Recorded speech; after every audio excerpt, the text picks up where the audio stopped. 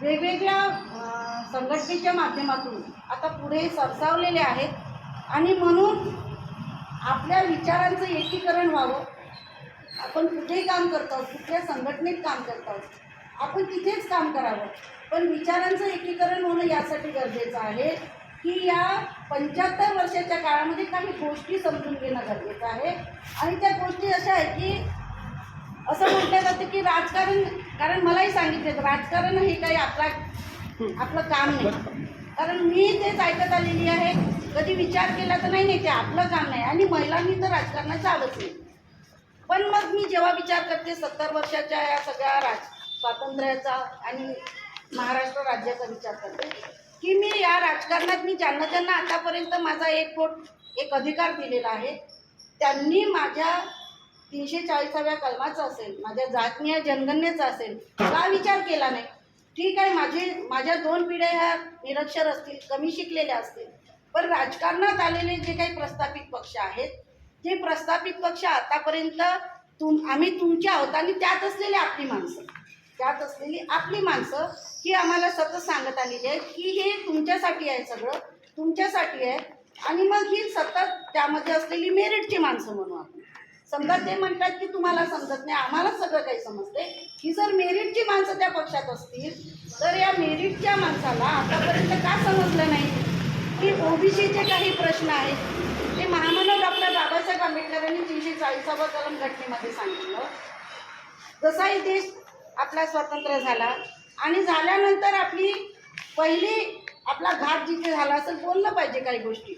पहिला घात जिथे झाला की जी आपली 1871 पासून जी आपली जातनीय जनगणना होत होती, जी 1941 पर्यंत झालेली आहे, पण 41ला जी काही आपल्यासमोर आली नाही. पण 1931ची जी जनगणना आहे त्या जनगणनेनुसार आपण 52% आहोत. आणि या 52% समाजाचा जो एक मोठा प्रश्न या देशामध्ये 52% आपण म्हणतो, जो 50% आहे, म्हणजे शेअर्सचा आपण जेव्हा विचार करतो 50%च्या वर ज्याच्याकडे शेअर्स असेल तो त्या कंपनीचा मालक असतो.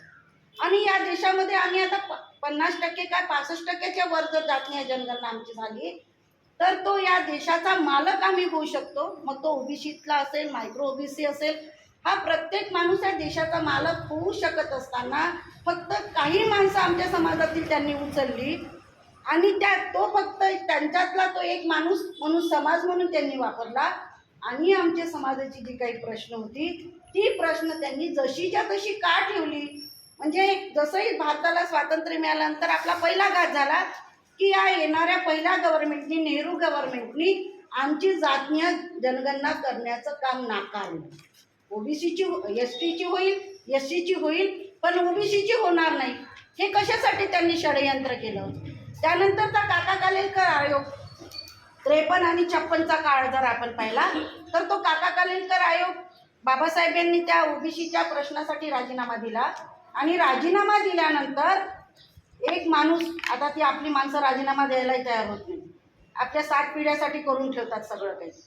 पण तो माणूस, ज्या माणसाने कायदेमंत्रीपद ज्याच्यासाठी घेतलं होतं की ओबीसीचा आयोग तयार झाला पाहिजे, आणि तो तयार झाल्यानंतर त्याला कचरा पेटीत टाकणार गव्हर्नमेंट आणि मधली वर्ष सगळी निघून गेली.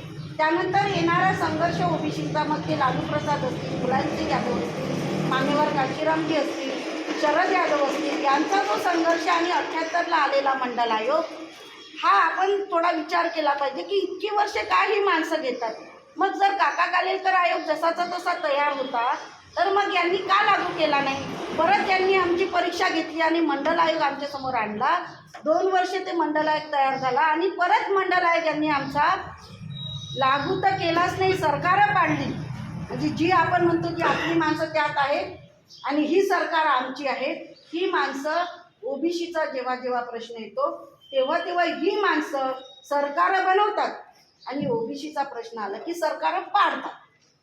हे आम्ही का समजून घेत नाही. 80लाही तेच झालं. नंतर 89ला व्ही.पी. सिंगांचं सरकार आलं. एक फक्त सरांनी सांगितल्याप्रमाणे एक नोकरीमधलं आम्हाला आरक्षण लागू केलेलं होतं की आमच्या ओबीसी समाजाला 52 नाही 27% आरक्षण देऊन ती कलम लागू केलं. आणि या देशामध्ये मला तेव्हा कळत नसतानाही मला असं वाटत होतं की या देशामध्ये असं कोणतं युद्ध पेटलेलं आहे की SC/ST समाजाला त्यांचा प्रवर्ग निर्माण नियमाचं सगळं मिळत आहे, ते आपले भाऊ आहेत, त्यांच्याबद्दल आपल्याला काहीही बोलायचं नाही आहे. पण जो या देशाचा मालक होऊ शकतो त्या समाजाला काही देण्याचं एक मागणी होती आणि हा देश पेटला आणि VP सिंगांचं सरकार परत ज्यांनी पाडलं ती माणसं आज सांगत आहे की आम्ही संविधान वाचवलं. ती माणसं सांगत आहेत 4-4 तास संसदेमध्ये फक्त आणि फक्त हे मंडल आयोगाच्या विरोधात बोलणारी माणसं, प्रस्थापित पक्षाची माणसं, त्यांचीच माणसं सांगत येतात की आम्ही संविधान वाचवायला. अरे संविधानामध्ये 340 कलम स्वातंत्र्य, समता, बंधुता, समानतेची संधी जे काही असेल ते जर आम्हाला जर मिळत होतं तर तुम्ही त्यावेळेस संविधानाचा मान का राखला नाही? का तुम्ही ते सरकार पाडली? तिथेही आम्हाला परत दिलं तर दिलं, ताटात वाढायचं आणि खाऊ नाही द्यायचं.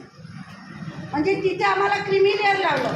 म्हणजे गोबरे साहेबाचा एखादा पोरगा इंजिनियर असेल, कारण आमची माणसं जो काही समाज असेल त्यांचा पोरगा इंजिनियर असेल तर त्याला नाही द्यायचं. मग कोणाला द्यायचं? गरीब जो रिक्षेवाला आमच्या पोराला इंजिनियर करू शकत नाही त्याला द्यायचं. म्हणजे यालाही नाही द्यायचं, त्यालाही नाही द्यायचं आणि मलिंदा परत आपल्या घशात घालायचा. ही जी भूमिका या सरकारमध्ये आलेली आहे, ज्यांनी घेतलेली आहे, जे प्रस्थापित पक्ष तुम्हाला माहिती आहे, आतापर्यंत कुठल्याही प्रस्थापित पक्षाने आमच्या OBC जात न्याय जनगणनेसाठी, मंडल आयोगासाठी आम्ही मोर्चे काढलेले आणि ते लागू करण्यात यावं यासाठी कधीही त्यांनी आवाज उठवलेला नाही आहे. आणि म्हणून आता ही वेळ येऊन टेकलेली आहे. आता आपल्याजवळ आपल्याला आपला माणूस, कारण ही माणसं आता देण्याच्या लायकीची आहे मला वाटत नाही. बोलतात खूप, फुलेशाह आंबेडकरांचं नाव घेतात, सगळं काही करतात, पण जेव्हा देण्याची वेळ येते तेव्हा देताना यांचं तोंडही बंद होते आणि हातही बंद होतात. मग थोडं द्यायचं, त्याचा फायदा आमच्या 52% OBCला, 65% OBCला आमचा कसा होणार हा प्रश्न आहे. म्हणून आता OBC जनमोर्चा असेल, OBC बहुजन पार्टी असेल, आता वेळ खरंच आलेली आहे की जो आमचे मास बेस लीडर झाले, मास बेस, एका जातीतून एक नेता निवडला की ती जात त्याच्या मागे. आमच्याही जातीचं तसं, तेली जातीचंही तसं, तुमच्या माळी जातीचंही तसं. म्हणजे एक नेता निवडला त्याचा मेळावा घ्यायचा जातीचा आणि त्या नेत्याने सांगायचं की हा सगळा समाज हा माझ्या पाठीशी आणि माझ्या पाठीशी असलेला समाज हा तुमच्या पाठीशी. आजपर्यंत असंच राजकारण होत गेलेलं आहे.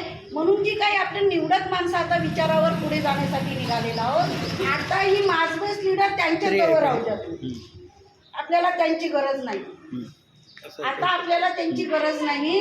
आता जर खऱ्या अर्थानं आपल्याला आपले लीडर निर्माण करायचे असेल तर ते OBC साठी धोरणं ठरवणारी लीडर आपण निर्माण केली पाहिजे.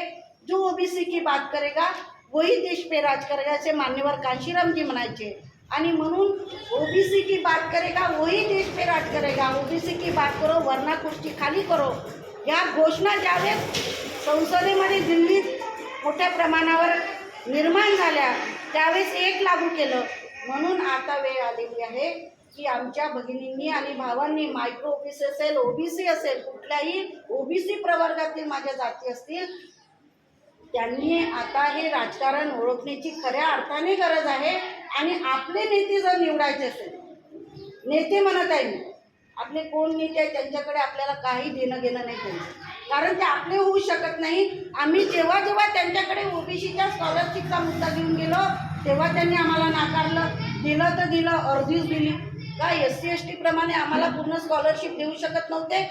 मी जेव्हा त्या याच्यामध्ये होती, मी गेली होती आमदार ढोले असताना, मी जेव्हा विलासराव मुख्यमंत्री होते आणि मी त्यांना भेटायला गेली होती तेव्हा ते म्हणत होते काय तुमच्या OBC समाजाला द्यायचं किती पैसे लागतील. तर आमचे ढोले साहेब म्हणायचे हो अशी झटका धूळ OBCच्या पोरांना तुम्ही पूर्ण स्कॉलरशिप देऊ शकता. पण तरीही त्यांनी ती दिली नाही, अर्धी स्कॉलरशिप दिली. OBC हॉस्टेलच्या बाबतीमध्ये एका सरकारने 36 सांगितले होते, 36ही दिले नाही. दुसरं सरकार आलं, त्यांनी 72 सांगितले, त्यांनी 72 पैकी एकही भाड्याची जागा त्यांना मिळाली नाही. महाराष्ट्रात एकही हॉस्टेल त्यांनी सुरू केलेलं नाही. ही परिस्थिती आहे. आता कुठे स्वाधार योजना त्यांनी लागू केलेली आहे. विचार करा, 75 आणि महाराष्ट्राच्या निर्मितीनंतर आपली जर ही अशी वाटचाल असेल आणि आपली माणसं जर काहीच बोलत नसेल, मराठ्यांच्या प्रश्नासाठी आपली माणसं तिथे संसदेच्या दारावर उभी राहतात, आपल्या जातीतून गेलेली माणसं.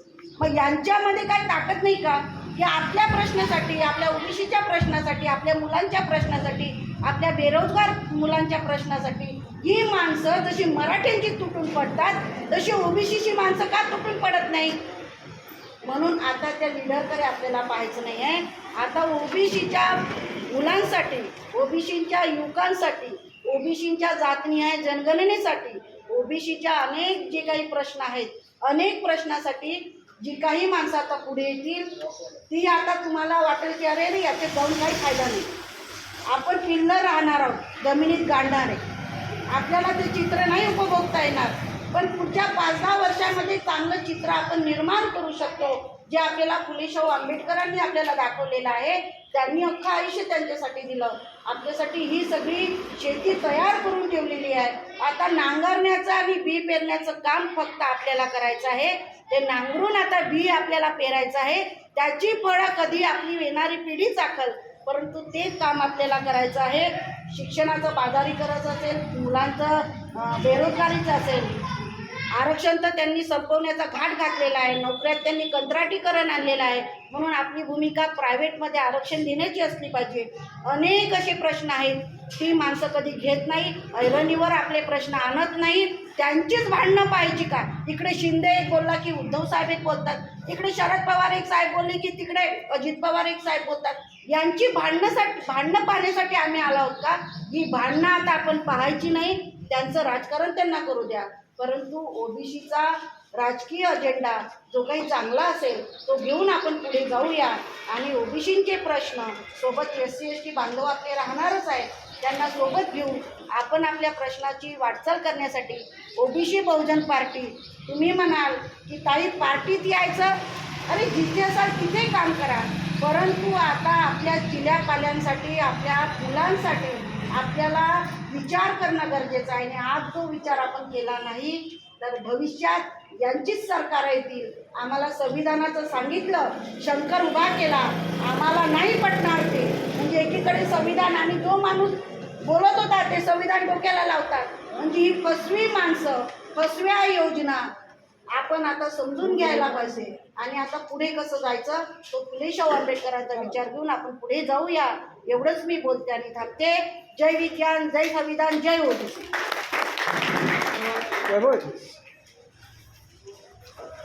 आज ओबीसी